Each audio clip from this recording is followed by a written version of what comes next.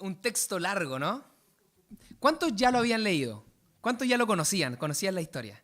Ya, espectacular. Porque cuando es una historia totalmente conocida, de repente cuesta un poquito más engancharse, pero vamos a dedicar la aplicación de este día para poder entender esta historia y también ver lo que el Señor quiere decirnos a través de una historia, un relato, una narración que pasó hace tanto tiempo atrás, que tiene que ver con nosotros el día de hoy. Entonces, para eso quiero nuevamente orar y pedirle al Señor que nos dirija, nos guíe, nos permita estar atentos y ver que el Señor está hablando a nuestro corazón. Oremos. Padre, gracias por tu palabra. En ella encontramos vida, en ella encontramos consuelo, en ella encontramos fortaleza, en ella encontramos la orientación para nuestra vida. Y los relatos del Antiguo Testamento, bien lo dice el Nuevo Testamento, son para nuestra enseñanza, para que aprendamos, para que no cometamos los errores del pasado.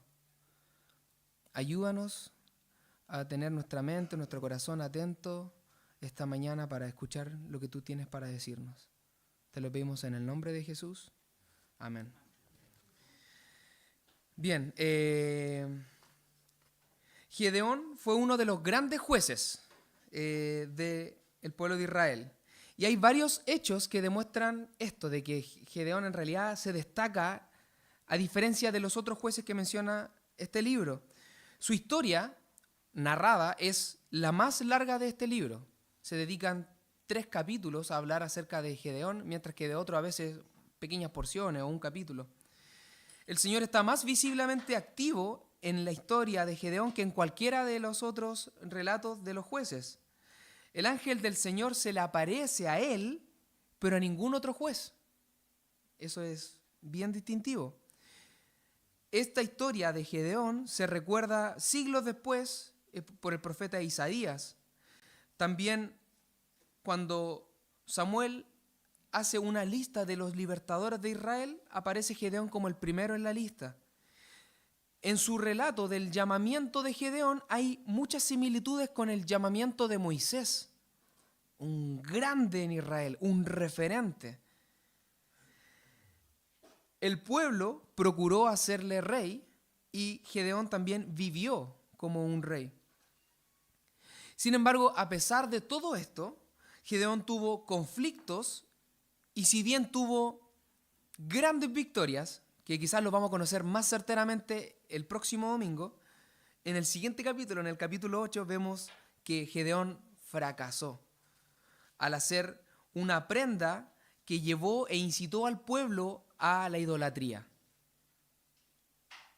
Por lo tanto, algo que tenemos que tener claro al hablar del libertador, de un juez, es que cada juez, y en este caso Gedeón, señala la necesidad de un mejor libertador, un rey que verdaderamente guardará el pacto, Jesucristo. Eso no tenemos que perderlo de vista. Siempre que hablemos de un juez, de un libertador, de alguien que rescata al pueblo, nunca perdamos de vista que el verdadero rescatador, el verdadero libertador es Jesucristo. Él nos liberta de una vez y para siempre de la esclavitud del pecado, que es la batalla más dura, incluso más que la batalla física con alguna otra nación, la batalla contra el pecado. Por lo tanto, antes de adentrarnos en este texto y decir, oye, esta historia me encanta, personalmente una de mis favoritas del libro de los jueces, pero más allá de decir, oye, me encanta esta historia de Gedeón, es el favorito, la lleva. Antes de hacer eso, quiero animarles a que puedan ver a Dios obrando su plan soberano a través de la vida de Gedeón y del pueblo de Israel. Recordemos que el gran tema de las Escrituras es la historia de la redención. Historia que nos apunta una y otra vez a Cristo. Una y otra vez, en cada una de sus páginas, en cada uno de sus relatos, la Escritura siempre apunta a Cristo. Por lo cual, a través de esta predicación, quiero que veamos juntos esto. El Señor está contigo. El Señor está contigo. Voy a hacer un flash resumen de lo que acabamos de leer. El pueblo de Israel una vez más estaba siendo oprimido por una nación, los madianitas, que se nos dice en el relato que no estaban solos porque se juntaron con los amalecitas y con los hijos del oriente. El pueblo de Israel estaba siendo oprimido. ¿Por qué? Versículo 1. Los hijos de Israel hicieron lo malo ante los ojos de Jehová. Es importante que tengamos la Biblia bien, o sea, que tengamos la Biblia abierta en el pasaje porque vamos a ir leyendo constantemente cada uno de esta porción, ¿ya? Yo me gustaría planteárselo de la siguiente manera. El libro de Jueces siempre plantea un ciclo continuo que se repite una y otra vez. Y lo quiero plantear con 4 palabras que suena la R, para que lo recuerden. R para que lo recuerden. ¿Ok? La primera es recaída. La segunda es retribución. La tercera es arrepentimiento. No comienza con R, pero suena la R, ¿cierto? Arrepentimiento. Y la cuarta es rescate. ¿Ok? Entonces ese va a ser el ciclo que se repite. Recaída, retribución, arrepentimiento y rescate. En el versículo 1, los hijos de Israel hicieron lo malo ante los ojos de Jehová. Recayeron, volvieron a caer, volvieron a alejarse de Dios. Y Jehová los entregó en manos de Madián por 7 años. Retribución. El pueblo dio la espalda a Dios, Dios les retribuye con un juicio. Los entregó en manos de Madián. Y después vemos en los siguientes versículos, en el versículo 6, los hijos de Israel clamaron a Jehová. Ahí viene el arrepentimiento. Y a lo largo de todo el resto del capítulo se va a desarrollar el llamamiento de aquel que iba a rescatar al pueblo de Israel de esta gran opresión. Por lo tanto, Israel hizo lo malo, Dios los entregó en manos de Madián, estaban sufriendo mucho, el pueblo clama, se arrepiente y Dios les manda un profeta y posteriormente se le aparece el ángel de Jehová a Gedeón, a un hombre que estaba haciendo una labor que más adelante lo vamos a describir. Y el ángel de Jehová le dice a Gedeón, tú vas a rescatar al pueblo de Israel. Pero ¿cómo yo? ¿Cómo puedo hacerlo? Y presenta excusas. No soy el más indicado, soy pobre, soy el menor de mi familia. ¿Cómo? Muéstrame una señal. ¡Pum! Fuego de la peña. Aparece una señal. Y luego Gedeón se da cuenta, en realidad era el ángel de Jehová el que me habló. Y temió, porque era como, ¿cómo puedo yo seguir vivo si he visto al ángel de Jehová? Y Jehová le dice, no temas, pasa a ti, no temas. Y luego le da la instrucción y le dice, bueno, antes de eso dice que Gedeón construye un altar. Luego le pide a Gedeón, lo primero que tienes que hacer es derribar el altar de Baal y el altar de Acera y sacrificar este animal como una ofrenda a Dios.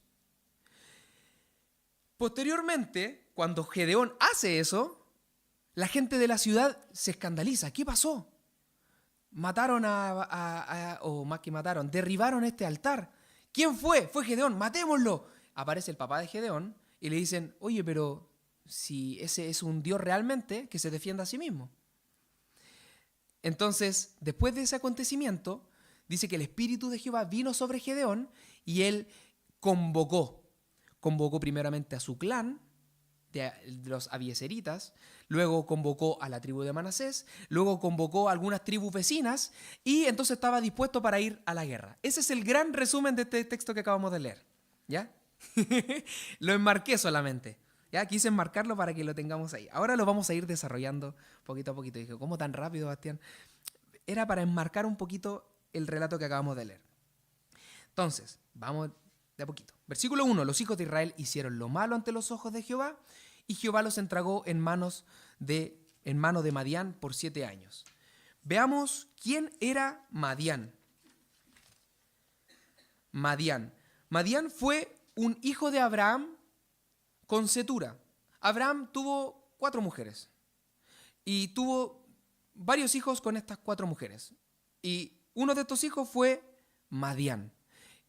Y como no era el hijo que Dios le prometió a Abraham, de quien de quien haría una gran nación, a todos los hijos que no eran el hijo de la promesa, los mandó, les dio algunas posesiones, les dio, quizás se fue con gente y los mandó a otras regiones. Por lo tanto, podemos entender... ¿Funciona? ¿No funciona? ¿O por acá? Creo que no funciona. ¿O está prendido? Ahí está. Ya. Está en inglés. Pero... ¿ven donde dice Arabia? Ya. Un poquito más arriba dice Midian en inglés, pero es Madián, ¿ya? Un poquito más arriba de Arabia, para que entiendan dónde está Madián y dónde está Israel. Y ubican a Israel, ¿cierto? Ahí a donde está, dice Jericó, dice Jope, más arriba dice Tiro. Todo eso como que enmarca un poquito esta región, la tierra prometida, donde vivían los judíos, el pueblo de Israel. Para que comprendan las distancias. Es quizá similar a la distancia que hay entre Israel y Egipto. Egipto donde está verdecito. Entonces, Madián fue un hijo de Abraham. Hicieron una gran nación. Lo vamos a ver qué tan grande fue esta nación. Pero también es importante entender el trasfondo que había con este pueblo de Madián. ¿Se acuerdan cuando José, el hijo de Jacob, fue vendido? Lo tiraron a una cisterna y luego lo vendieron. Lo vendieron a los madianitas. Ahí aparece el pueblo de Madián. Entonces la primera referencia que tenemos de Madián es que fue un hijo de Abraham y que fue a habitar esta zona. La segunda referencia es que los madianitas fueron los que compraron a José cuando sus hermanos lo echaron en una cisterna, que lo vendieron posteriormente a Potifar, el oficial del faraón. ¿Se acuerdan el relato cuando Moisés mató a un egipcio defendiendo a un judío? ¿Y dónde huye Moisés? A tierra de Madián. Y fue desde Egipto hasta Madián. Y Moisés se casó con una madianita, con Séfora. Y el texto bíblico, el Antiguo Testamento, nos habla harto acerca de Jetro, el suegro de Moisés, que era un sacerdote madianita. Ahí tenemos los madianitas. Ahí ya van apareciendo los madianitas. Cuando Israel estaba de camino a la tierra prometida, los moabitas... A ver, ¿dónde está Moab? ¿Se ve? ¿Alcanzan a leer Moab? Está como el mar, que es el mar muerto, y a la derecha está Moab. Cuando Israel estaba de camino a la tierra prometida, los moabitas hicieron una alianza, ahí está, los moabitas hicieron una alianza con los madianitas y contrataron a una persona que se llama Balaam y le pidieron: maldice al pueblo de Israel. ¿Se acuerdan lo que pasó? Le pedían que los maldijera. ¿Y qué fue lo que pasó? Balaam los bendijo. Ya, ahora párate en este otro punto y maldice al pueblo de Israel. ¿Y qué hizo Balaam? Los bendijo. Y era como que Balaam quería maldecirlos, pero era como que en el momento no podía, había un control soberano de Dios, y Balaam lo que hacía era bendecir al pueblo de Israel. Entonces, estas son distintas apariciones de este pueblo, los madianitas. Ahora, en el relato de hoy tenemos que los madianitas estaban oprimiendo a Israel. Versículo 3. Pues sucedía que cuando Israel había sembrado, subían los madianitas y amalecitas y los hijos del oriente contra ellos, subían y los atacaban. Y acampando contra ellos, destruían los frutos de la tierra hasta llegar a Gaza, y no dejaban qué comer en Israel, ni ovejas, ni bueyes, ni asnos, porque subían ellos y sus ganados y venían con sus tiendas en grande multitud como langostas. Ellos y sus camellos eran innumerables, así venían a la tierra para devastarla. Se compara a la opresión de Madián con una plaga de langostas. ¿Alguien conoce este bichito? La langosta. Está como, se conoce como la langosta del desierto. No la langosta de mar, es distinta. Pero la langosta es una de las plagas migratorias más destructivas de todo el mundo. Cuando hay una plaga de langostas, un país entero se puede venir su economía abajo y pueden quedar sin comida porque todos los campos de cultivos son arrasados por estas langostas. Son muchísimas, muchísimas, muchísimas. Y compara a la opresión de Madián, dice cómo eran en grande multitud como langostas, ellos y sus camellos. Las casas, las cosechas y el ganado estaban sujetos a la maldición del pacto. Quiero que busquen conmigo, sin perder Jueces 6, busquen Deuteronomio 28. Deuteronomio 28.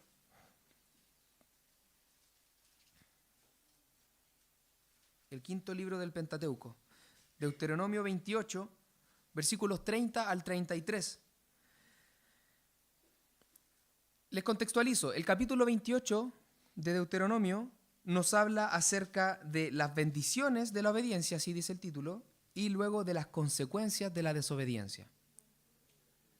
Entonces, en el capítulo 28 de Deuteronomio, los versículos 30 al 33 dice: te desposarás con mujer y otro varón dormirá con ella. Edificarás casa y no habitarás en ella. Plantarás viña y no la disfrutarás. Tu buey será matado delante de tus ojos y tú no comerás de él. Tu asno será arrebatado de delante de ti y no te será devuelto. Tus ovejas serán dadas a tus enemigos y no tendrás quien te las rescate. Tus hijos y tus hijas serán entregados a otro pueblo y tus ojos lo verán y desfallecerán por ello todo el día y no habrá fuerza en tu mano. El fruto de tu tierra y de todo tu trabajo comerá pueblo que no conociste y no será sino oprimido y quebrantado todos los días. Si es que desobedeces a Jehová, si no cumples los mandatos de Jehová, viene una consecuencia. Y el relato de Jueces calza perfecto con esta profecía que fue dicha. Si tú desobedeces, estas van a ser las consecuencias. Finalmente el pueblo de Israel estaba sembrando algo que él no estaba comiendo. Venía otro pueblo y o lo destruía o se lo comía, se lo llevaba. Plantaban una viña y venían otros y disfrutaban de eso. La maldición de la desobediencia, la maldición de no obedecer a Dios, la maldición de darle la espalda a Dios. Entonces, dice el versículo 6, de este modo empobrecía a Israel en gran manera por causa de Madián. La Nueva Traducción Viviente dice que los hijos de Israel se morían de hambre. Porque finalmente no tenían qué comer. Venía otro pueblo y los devastaba completamente. Y decía que los israelitas hacían cuevas en los montes y cavernas y lugares fortificados, se andaban escondiendo. Porque este pueblo y el asedio de este pueblo era tremendo. Eran muchos. Era como que no le podían hacer frente. Y estaban acabando con todos sus recursos. Y el pueblo de Israel se empobrecía, dice la Nueva Traducción Viviente, el pueblo de Israel se moría de hambre. Y los hijos de Israel clamaron a Jehová. ¿No les suena conocido que cuando las cosas no van bien, buscamos a Dios?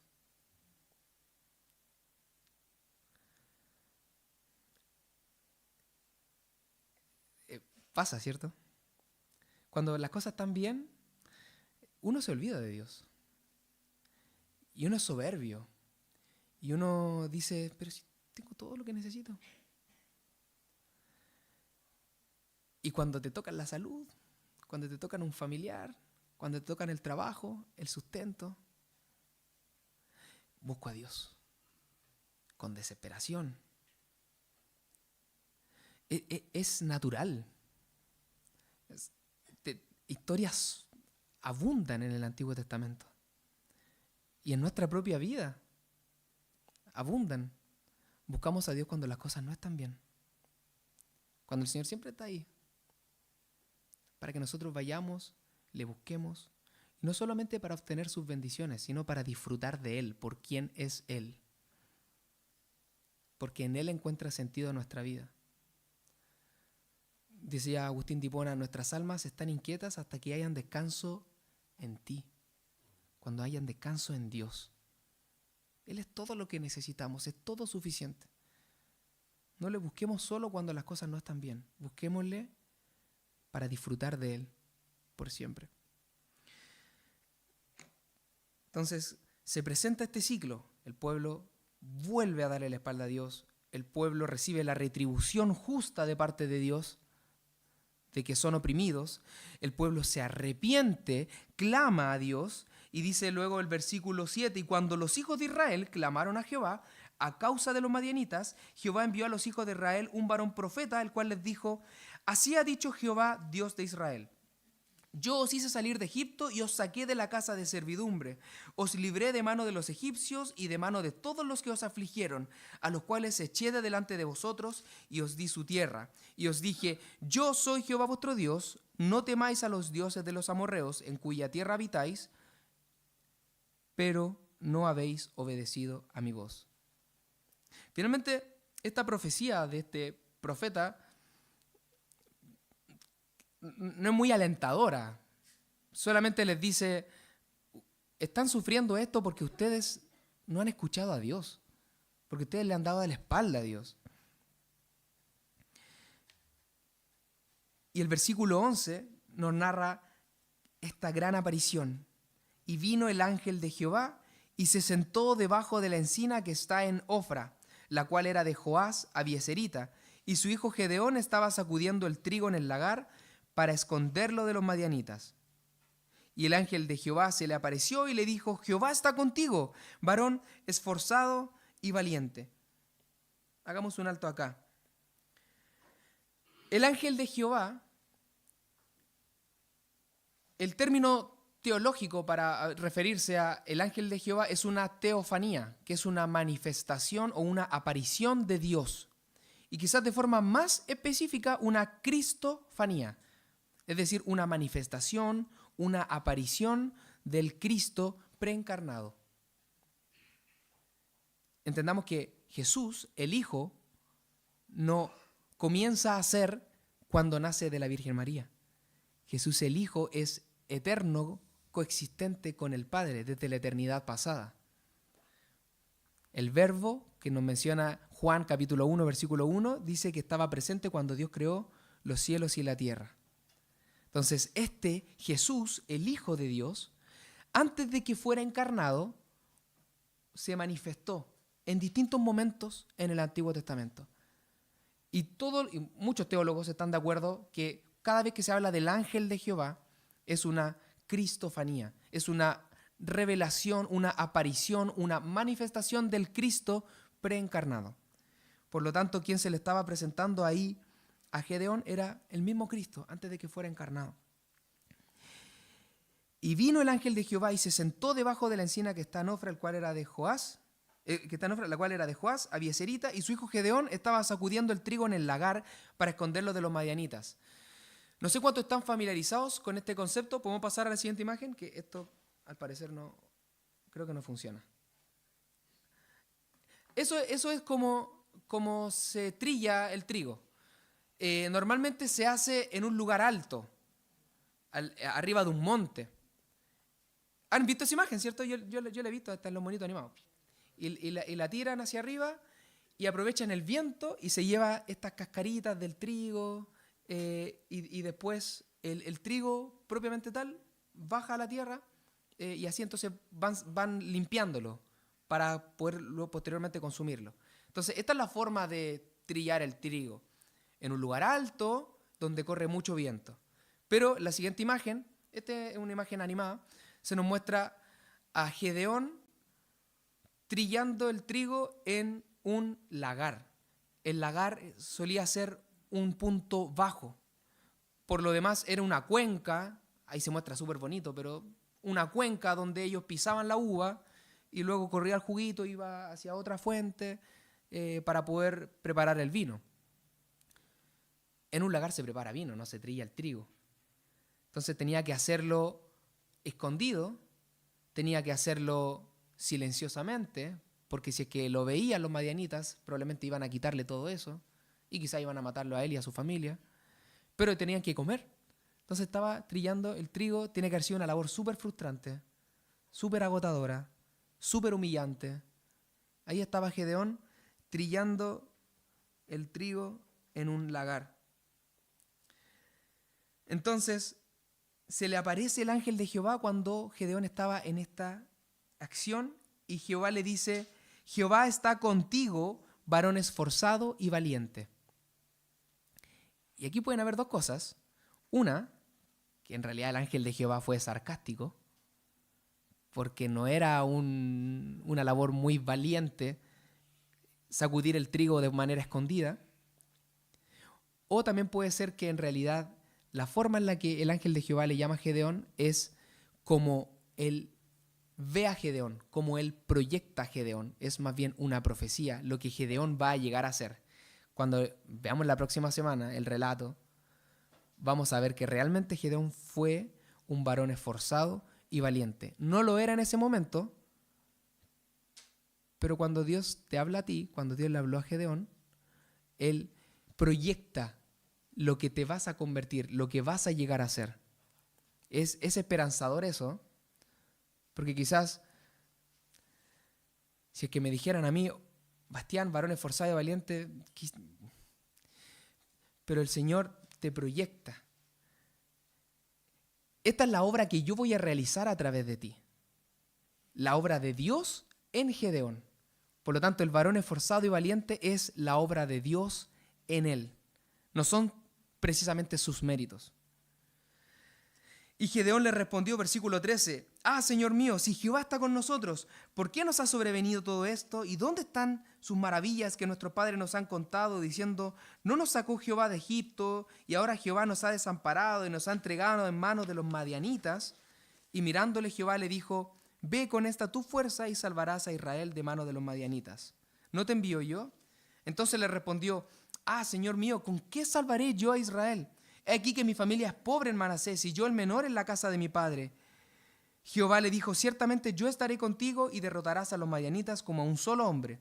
Y él respondió, yo te ruego que si he hallado gracia delante de ti, me des señal de que tú has hablado conmigo. Y ahí entonces el ángel de Jehová le manifiesta una señal a Gedeón para que pueda él realmente entender quién era el que estaba hablando con Gedeón. Pero notemos estas grandes similitudes que hay en el llamamiento de Gedeón con el llamamiento de Moisés. ¿Se acuerdan ese relato? Cuando Dios llama a Moisés y le dice, ¿pero quién soy yo? Es que más encima tartamudeo, pero es que no puedo guiar al pueblo para sacarlo de Egipto. Ambos manifestaron serias dudas y temores ante el llamado de Dios. Ambos estaban siendo llamados para libertar al pueblo de la opresión enemiga. Ambos requirieron señales para confirmar lo que Dios les estaba pidiendo. Y Dios, en su gran misericordia, les dio señales para que ellos pudieran tomar valor y responder ante el llamado de Dios. Viendo entonces Gedeón, dice el versículo 22, que era el ángel de Jehová, luego de ver esta manifestación, esta señal, dijo, Señor Jehová, aquí he visto al ángel de Jehová cara a cara. Pero Jehová le dijo, pasa a ti, no tengas temor, no morirás. Y edificó allí Gedeón altar a Jehová y lo llamó Jehová Salom, el cual permanece hasta hoy en Ofra de los abieseritas. Gedeón entonces se da cuenta que era una deidad quien le estaba hablando en ese momento. Cuando se menciona el ángel de Jehová, no se imaginen precisamente a un ángel con alas, porque sería como demasiado evidente que es un ser angelical. Más bien, la aparición del ángel de Jehová puede ser como este es un dibujito, a alguien se le ocurrió. Puede ser una persona con una capucha o sin capucha, una persona común y corriente. Por eso Gedeón no reconoció que era un ser celestial, pero era realmente el ángel de Jehová. Y cuando Gedeón se da cuenta, edifica un altar a Jehová. En los relatos del 25 en adelante, lo que ya le había comentado, Dios le pide a Gedeón que tiene que derribar la imagen de Baal y la imagen de Acera. Pero curioso, miren, vean conmigo, versículo 25. aconteció que la misma noche le dijo Jehová: toma un toro del hato de tu padre, el segundo toro de 7 años, y derriba el altar de Baal que tu padre tiene. Y corta también la imagen de acera que está junto a él. El altar de Baal que tu padre tiene. O sea, en su propio núcleo familiar había idolatría. En esta época había mucho sincretismo. Yo creo en Jehová, creo en Dios, en el Dios de Israel, en el Dios de Jacob, que Dios libertó al pueblo de Israel de Egipto, pero también tengo a mi Baal, tengo a mi acera y le prendo velitas acá y a este otro, y así. Ese es sincretismo. Dios llamó al pueblo de Israel en el primer mandamiento: no te harás imagen, no tengas falsos dioses delante de mí. Los primeros 2 mandatos de los 10 mandamientos. Y ahí el papá de Gedeón teniendo su imagen de Baal, adorando a otros dioses. Pero esto es más curioso, versículo 13, ya lo leímos, pero no sé si lo notaron. Gedeón le respondió: Señor mío, si Jehová está con nosotros, ¿por qué nos ha sobrevenido todo esto? ¿Y dónde están todas sus maravillas que nuestros padres nos han contado? O sea, el mismo papá de Gedeón le habló acerca de Jehová y de las maravillas que hizo Jehová al sacar al pueblo de Israel de Egipto y llevarlos a la tierra prometida. Sin embargo, su mismo padre que le enseñó acerca de Jehová tenía un altar a Baal. Y lo primero que le dice Dios a Gedeón es: derriba ese altar, derriba la imagen de acera, toma a este animal. ¿Cuántos años tenía este animal? Dice ahí. 7 años. ¿Y cuánto tiempo fue oprimido Israel por los madianitas? 7 años. Entonces, de alguna manera, ese toro había estado vivo la misma cantidad de años que el pueblo de Israel estaba siendo oprimido por los madianitas. Puede ser una figura de que, como este animal ha estado vivo la misma cantidad de años que han sido oprimidos, terminemos con esta opresión. Mata a este toro, sacrifícalo al Señor. Gedeón lo hace, pero lo hace de noche, escondido. Ahí está el varón esforzado y valiente, escondido. Pero no seamos tan duros con él. Él obedeció a Dios. Él obedeció a Dios. Este varón esforzado y valiente estaba en proceso. Así como tú y yo, hermano, estamos en este proceso. Estamos en las manos del Señor y estamos siendo moldeados por el buen alfarero. Me recuerda ese pasaje de Filipenses, capítulo 1, versículo 6. ¿Qué dice? El que comenzó en vosotros la buena obra, la perfeccionará hasta el día de Jesucristo. Hermano, el Señor comenzó una buena obra en ti, el Señor la va a terminar. Estás en proceso. Sigamos en ese proceso. Aquí está este varón esforzado y valiente, Gedeón, cumpliendo y obedeciendo el mandato de Dios, pero de manera escondida. Y el pueblo se escandaliza. Por la mañana, dice el versículo 28, cuando los de la ciudad se levantaron, el altar de Baal estaba derribado, cortada la imagen de acera, el toro había sido sacrificado, ofrecido en holocausto. ¿Quién ha hecho esto? Dice el versículo 29. Descubrieron que era Gedeón, y entonces viene su padre, en el versículo 31, y Joás respondió a todos los que estaban junto a él: ¿contenderéis vosotros por Baal? ¿Defenderéis su causa? Cualquiera que contienda por él, que muere esta mañana. Si es un dios, contienda por sí mismo con el que derribó su altar. Aquel día Gedeón fue llamado Jerobal, esto es, contienda Baal contra él por cuanto derribó su altar. Y es interesante este nombre que le ponen a Gedeón, este varón esforzado y valiente. Aquel día Gedeón, versículo 32, fue llamado Jerobal. Esto es, contienda Baal contra él por cuanto derribó su altar. Podría ser así como el aniquilador de ídolos. Jerobal. Tremendo nombre para un hombre que estaba yendo en proceso a transformarse en el que iba a libertar al pueblo de Israel de la opresión enemiga. Y vamos al versículo 34. Entonces dice, versículo 33 para entender, pero y aquí hace un quiebre en el versículo 33. Todos los madianitas y amalecitas y los del oriente se juntaron a una y pasando acamparon en el valle de Jezreel. Entonces el espíritu de Jehová vino sobre Gedeón. Y cuando éste tocó el cuerno, los abiezeritas se reunieron con él. Y envió mensajeros por todo Manasés, y ellos también se juntaron con él. Asimismo envió mensajeros a Aser, a Zabulón y a Neftalí, los cuales salieron a encontrarles. Me llamó mucho la atención en este relato que a Gedeón se le manifestó el ángel de Jehová, el Cristo preencarnado. Posteriormente, cuando el ángel de Jehová desaparece de su vista, le habla Jehová mismo a Gedeón, Dios Padre, y posteriormente aparece acá en este versículo, el versículo 34, el Espíritu de Jehová vino sobre Gedeón. Me hace pensar que aún en nuestra propia historia de redención,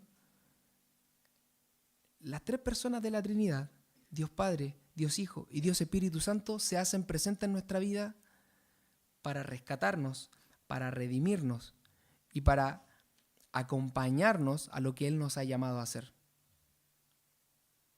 En el llamado estuvieron Jehová, el ángel de Jehová y el Espíritu de Jehová. Vino sobre Gedeón. Ahora, esto de que el Espíritu de Jehová, dice, vino sobre Gedeón, ¿cómo se manifestaba el Espíritu de Dios en el Antiguo Testamento? Era que venía y facultaba temporalmente a una persona para realizar hazañas extraordinarias. Es tan distinto al obrar del Espíritu de Dios hoy, después de Cristo, después de su muerte, después de su resurrección, porque el ángel de Jehová no solo lo que hacía en ese momento era que venía y lo habilitaba para hacer ciertas labores. Cuando se describe al Espíritu Santo en nosotros, en los evangelios, dice que el Espíritu Santo viene y hace morada. El Espíritu Santo viene y habita en el creyente. No es como que voy y te habilito para esto y me voy, sino que Él viene y se establece y hace morada. Y para entender de mejor manera qué significa esto de que el Espíritu de Jehová vino sobre Gedeón, no lo traje, se me olvidó traerlo, pero imagínense un guante. Imagínense un guante. Pensemos en un cirujano que se pone el guante, ¿cierto? Ah, tengo una imagen, ¿no? A ver, ¿puede poner? Ahí está, po. Ah, sí, ahí está la imagen, ya. Un cirujano. Uno visiblemente ve que un guante está moviendo el bisturí, abriendo carnecita y haciendo toda esa labor. Pero en realidad lo que está haciendo el trabajo es la mano, no el guante, ¿cierto? ¿Se entiende, no? De esa misma forma, cuando el Espíritu de Jehová vino sobre Gedeón, un pastor lo decía de la siguiente forma, como que el Espíritu de Jehová se vistió de Gedeón. Porque fue el Espíritu de Jehová el que hizo la obra. El Espíritu de Jehová el que llenó de coraje a Gedeón. El Espíritu de Jehová el que permitió que pudiera reunir este varón esforzado y valiente, que en realidad era más bien quizás temeroso, a reunir a todo el clan, reunir a toda la tribu de Manasés y posteriormente reunir a todas las tribus vecinas, Neftalí, Zabulón, Aser, tribus que están vecinas de Manasés. Y se juntaron 32.000 personas. Y este varón esforzado y valiente, que era un agricultor con temor, estaba ahora guiando a un grupo de 32.000 personas. ¿Cuántos caben en el Caupolicán? ¿O no, en el Monumental? 35.000. 45.000. Pero como para que tengamos una idea. 32.000 personas estaba guiando Gedeón, este agricultor. El Espíritu de Jehová habilitando a Gedeón. Visiblemente era Gedeón, pero quien estaba haciendo la obra era el Espíritu de Jehová. Por eso quise escoger ese título. Hermano, el Señor está contigo, el Señor te habilita, el Señor hace la obra. Y cuando muchos dicen, es que en realidad necesito más del Espíritu de Dios, necesito más del Espíritu de Dios, quizás más bien el Espíritu de Dios necesita más de ti. Que tú te dispongas, que tú abras tu corazón, que tú te dejes guiar, que tú te dejes gobernar, que tú seas obediente a lo que el Señor te está mandando. Por lo tanto, vemos acá, en este relato, al Espíritu de Dios haciendo la obra a través de Gedeón. Ahora, Gedeón, que ya tenía, creo que después de eso, uno dice, ya está listo, pero Gedeón, veamos que en el versículo 36, él tenía incertidumbres, él tenía temores, y dice en el versículo 36, y Gedeón dijo a Dios, si has de salvar a Israel por mi mano, como has dicho, he aquí que yo pondré un vellón de lana en la era, y si el rocío estuviera en el vellón solamente, quedando seca toda la tierra, entonces entenderé que salvarás a Israel por mi mano, como lo has dicho. Y se levantó, y en realidad entonces había un vellón de lana, que es como la lana, ¿cierto? Había lana y estaba mojada. Y alrededor estaba seco. Y Gedeón, Señor, perdóname mi atrevimiento por pedirte nuevamente, pero ahora que todo esté mojado y que la lana esté seca. Y el Señor, una vez más, le respondió a Gedeón. Estas dos peticiones que hace Gedeón ya cuando ya tenía reunido al ejército y estaba como listo para ir a la batalla, deben ser vistas como la fe débil de Gedeón, una fe que estaba en proceso. Por eso dice, no se encienda tu ira contra mí. Gedeón sabía que su fe estaba faltando, que estaba siendo débil. Dios ya le había prometido a Gedeón que él estaría con él. Él tiene que haber experimentado y visto que el Espíritu de Jehová llenó a Gedeón para convocar al pueblo a la batalla. Pero también eran peticiones donde él pedía confirmación de que el Señor realmente estaba con él. No vemos que el Señor haya reprendido a Gedeón por esto que hizo, sino que fue compasivo al darle lo que su falta de capacidad pedía. Muchos cristianos, y me incluyo, ante momentos decisivos de su vida, hablan acerca de este vellón, de pedir a Dios que nos indique si tal o cual cosa es su voluntad. De hecho, una parte de mi historia y de mi testimonio tiene que ver con eso, con que yo le dije, Señor, si es que tú me quieres encaminar hacia allá, que pase tal cosa. Y si tú me quieres encaminar hacia acá, que pase tal cosa. Y me lo aconsejaron así. Pídele al Señor que te confirme como Gedeón le pidió a Dios que le confirme con el vellón. Pero en realidad, esto del vellón, vemos acá que no fue para que Gedeón supiera cuál era la voluntad de Dios. Gedeón ya sabía cuál era la voluntad de Dios. Y él le estaba pidiendo una confirmación. Por lo demás, hermano, el Espíritu de Dios habita en ti. Aquel que guía, aquel que pastorea tu vida, vive en ti. Aquel que conoce el futuro, aquel que tiene los planes de bien para tu vida, habita en ti. Por lo tanto, yo no sé si es tan legítimo o no. De hecho, cuando Jesús se refiere a los fariseos, le dice, la generación maligna y perversa pide señales.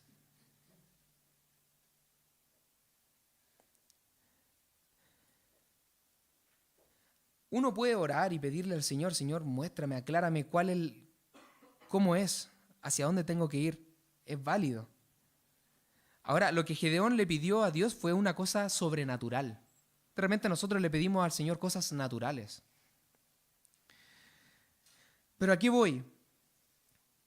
Confiemos en que el Espíritu de Dios habita en nosotros, está con nosotros y nos guía. Y creo que una oración muy genuina es, Señor, guíame. No sé qué decisión tomar. Y quizás en vez de estar tanto pidiendo señales, Señor, encamíname.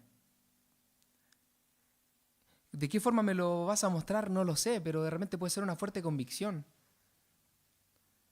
Lo hablamos cuando, en la predicación de Corintios capítulo 16, ¿se acuerdan?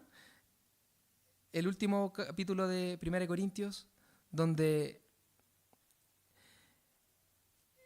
el tema era, lo que el Señor te está llamando a hacer, hazlo. Si te equivocas, el Señor te va a dirigir. Como el ejemplo era Pablo. Pablo quiso ir hacia tal ciudad y le fue impedido. Entonces voy para acá. Y también le fue impedido. Y entonces ahí Dios se manifiesta a Pablo con una visión, la visión del varón macedonio. Cuando decía, pasa a Macedonia y ayúdanos. Dios guiando a Pablo. Pero él no quedándose de brazos cruzados, sino haciendo cosas, moviéndose, yendo. De manera que, hermano, si el Espíritu de Dios habita en ti, Él te va a guiar. Yo sé que ya, si ya llevas tiempo en la fe, yo sé que ya lo has experimentado. Si te pido que recuerdes alguna historia de tu vida, yo sé que tú me puedes decir, el Señor sí me guió en esto. Yo no sabía qué hacer, pero el Señor me guió. Confía en que el Señor te va a guiar en el futuro. El Dios que obró en gracia en el pasado va a obrar en gracia en el futuro. Podemos confiar en Él. Hermano, quiero terminar diciendo, el Señor está contigo. ¿Qué es lo que el Señor te está llamando a hacer? Puede ser algo muy personal o pueden ser cosas que están reveladas en la Escritura. El Señor te está llamando a predicar el Evangelio. No tengas temor del rechazo. El Señor está contigo. El Señor te está llamando a guiar a una persona en la fe. No tengas miedo al fracaso. El Señor está contigo. El Señor quizás te está llamando a ser más amoroso con tu esposa. El Señor quizás te está llamando a tener más cuidado de tus hijos. El Señor te está llamando a tomar tu lugar que te corresponde. No lo sé. Aquí el Señor te está llamando. Pero sí te puedo decir, si el Señor te está llamando a algo, hermano, el Señor está contigo. Ve y hazlo porque el Señor está contigo. Ve con esta tu fuerza, Él te fortalecerá, Él hará la obra, así como el ejemplo que vimos del guante, para tu bien y para su gloria. Oremos. Gracias, Señor, por el relato de Gedeón, como tú lo llamaste. Y gracias, Señor, porque la historia de Gedeón es también nuestra historia. Estoy seguro de que ninguno de acá ha sido llamado para levantar un ejército y batallar contra una nación vecina. Pero sí, quizás el Señor nos está llamando a batallar contra ese pecado que una y otra vez está ahí y no lo queremos derribar. Quizás el Señor nos está llamando, como decíamos, a ser más amorosos, a ser responsables, a predicar el Evangelio, a tomar el lugar que me corresponde en mi familia, en mi trabajo, a ser honesto, a ser íntegro, a buscar la reconciliación, a pedir perdón, a reconocer mis faltas. O puede ser que el Señor te esté llamando al servicio. Puede ser que has tenido mucho conocimiento acerca de Dios y el Señor te está llamando a que vayas a Él, porque en Él puedes encontrar el perdón. Gracias, Señor, por esta gran enseñanza. El Señor está con nosotros, así como lo estuvo con Gedeón, el Señor está con nosotros. Gracias por ese gran consuelo y ayúdanos, Señor, entonces, sabiendo que el Señor está con nosotros, a no temer y hacer lo que nos corresponde. Te lo pedimos en el nombre de Jesús. Amén.